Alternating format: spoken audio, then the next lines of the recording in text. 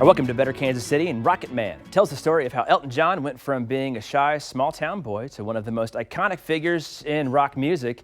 And the musical celebration arrives on Blu-ray and DVD today. Actor Tate Donovan joins us now to talk about his role in the film, which I understand required a most excellent wig. Is that right? Yeah, it's all about the wig. It's all about the wig for sure. This character, yeah, Doug Weston. Yeah, he's the owner of the Troubadour, which is a big club in LA, and it's where Elton started in America. I mean, this has got to have been a great. I'm a huge Elton John fan. Loved the movie. Did you get the chance to meet Elton, and what was that like?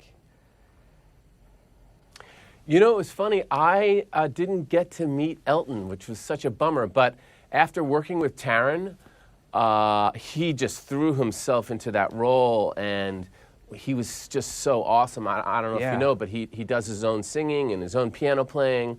I feel as though I know Elton for some weird reason. I'm like, oh yeah, Elton John. I know that dude.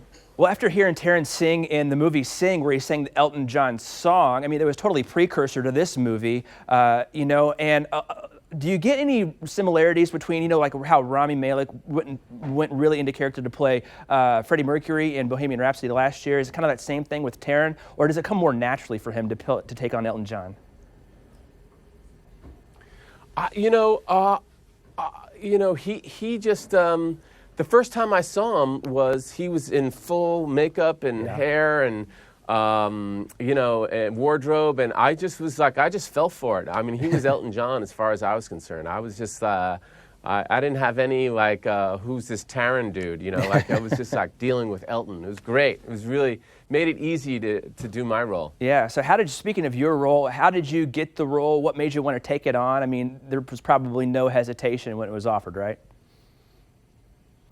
No hesitation at all. I was just felt so lucky that I got to be a part of this film.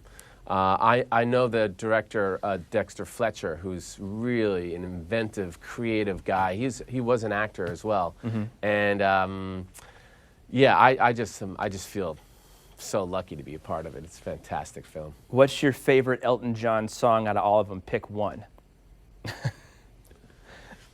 Funeral for a Friend, I think, is my favorite. Wow. You know, that's got everything. It's got like this orchestral thing. It's, you know, got rocks out. Mm-hmm. It's an awesome. I mean, it's not in the movie, but yeah. The library is just, it's huge and such a lot of great material to choose from. But real quick, before we got to let you go, what's one thing that you think people will take away from the film after watching it? Maybe that or that don't know necessarily all about what Elton John went through to where he is today.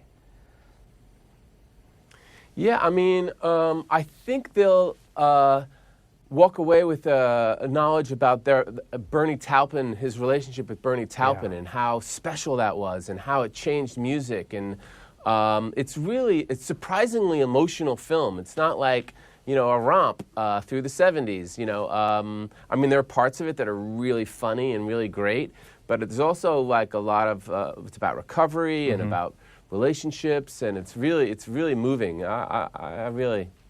Yeah, well, I know his sobriety is a real, you know, a lot of people look up to how long he's been able to stay sober and continue on his path. So, Tate, full disclosure real quick before we let you go, I'm a super huge fan of you. I've been following you. We used to watch Space Camp on tape all the time back in the 80s. Loved it. Loved Memphis Belle. Loved Argo. So it was a really pleasure to get to talk to you this morning. So thank you for your time. Yeah, great to meet you, Bill. Appreciate it. All right.